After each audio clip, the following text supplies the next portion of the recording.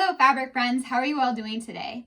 Today I'm super jazzed because I have the perfect project for the beginner quilter who wants to make their first project, or for those of you who want to spruce up their homes with decorative pillows.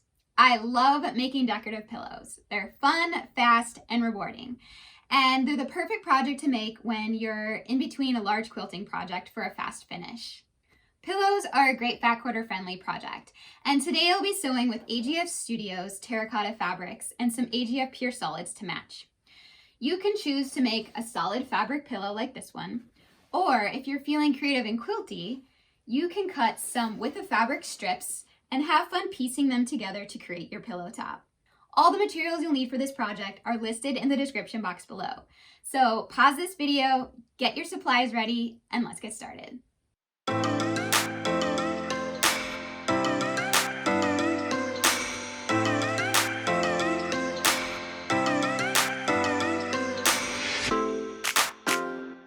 Grab a stack of fat quarters and decide what print you want to turn into a pillow. I'm really loving the fresh peachy palette and organic designs in AGF Studio's terracotta fabrics. I chose Desert Rose to create my solid fabric pillow and cut out a 17-inch square for my fat quarter. If you can't decide on just one print, no big deal. Grab a few that call your name and pick a few pure solids to match. Cut them into width of fabric strips and have fun piecing them together at 1/4 inch seam allowance until you create whatever sized finished pillow you like. There is just something so relaxing about sewing strips together and choosing what colors to put next to one another to create a fun striped design. Take your 17-inch square or pieced pillow top and place on top of a piece of batting and a solid white fabric, so when you're finished quilting, the inside of your pillow will be just as beautiful as the front. Make sure each of these layers are centered and laid out flat. Pin your pieces together so when you bring it over to your sewing machine to quilt it, it won't move around and it'll stay in place. To mark my first stitch line, I like to use a quilting ruler and the back of a butter knife to score a mark right down the middle of my piece. For those of you who piece together strips, you can use your seam lines as your quilting guide by lining up the edge of your presser foot to your seam line and sewing at 1/4 inch away. Now let's talk about quilting thread. Choose a color that will marry well with your print you chose. This warm rosy pink will do the trick for me. Have fun choosing one or more threads to create a quilted masterpiece. When I quilt, I like to use a little bit bigger stitch length than I use for sewing pieces together. Play around with your stitch length to find a stitch that looks good to you. Also, be aware that your machine may have the feature that enables you to move the needle from side to side, so you can vary the width of your stitch lines as you see fit. At this point, if you have a walking foot for your machine, attach it to your machine.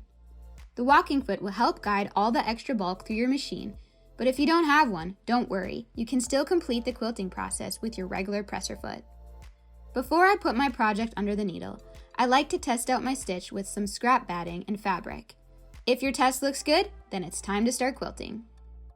For my strip pieced pillow top, I used the edge of my foot and lined it up with my seam lines and stitched at 1/4 inch from all the seam lines. For my solid fabric pillow, I centered the needle on my machine and followed the line I marked. I guided my fabric through my machine, making sure all layers are flat and smooth. Now that my first stitch line is finished, I can use this line as my guide to create the rest of my stitch lines on each side of my pillow top. Lining my presser foot up to the edge of the stitch line and sewing at 1/4 inch or so. Once you have each side of your pillow quilted with yummy straight lines, we need to stitch around our pillow at 1/4 inch. This will make sure our pillow edges are secure, and the stitches won't unravel after we square off our piece. Sew each side, pivoting at each corner. The last step to finish off our pillow top is to square off our piece. Grab your quilting ruler and trim off all the extra batting and backing. Our pillow tops are beautifully quilted and look yummy on the front and back, and it's time to create the envelope backing to finish off our pillow. Take your two backing pieces and fold them in half so the 17-inch sides are touching, and press the folded edge flat. Tuck your batting pieces inside of each of your folded backing pieces. Make sure everything is laying nice and flat and is smooth. Top stitch about 1/2 inch away from the folded edge on both backing pieces for a polished finished look. Feel free to stitch the other side of your piece to keep your fabric layers in place. If your pieces shift or are not squared up after sewing each side, feel free to give them a little trim before you place them on top of your pillow top. Place your backing pieces right sides together to your pillow top, making sure the folded edge is facing in. Line up the edges of your pillow so your backing pieces overlap each other. Pin into place on the corners and each side of your pillow. This overlap will help reassure that once you place your pillow form inside of your pillow cover, that it will be tightly secure around your pillow form, and it will lay nice and flat tucked inside your envelope backing. Sew around your entire piece at a 1/2 inch seam allowance. At the overlapping section, make sure to stitch back and forth a few times to make this section strong, because over time you will be putting a lot of stress on this section, taking off and putting on your pillow cover. To create less bulk in the corners, clip the corners at the seam allowance at each corner.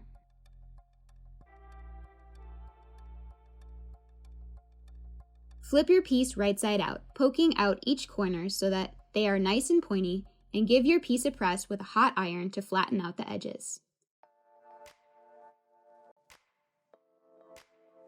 Take a 16-inch pillow form or make your own with muslin and batting.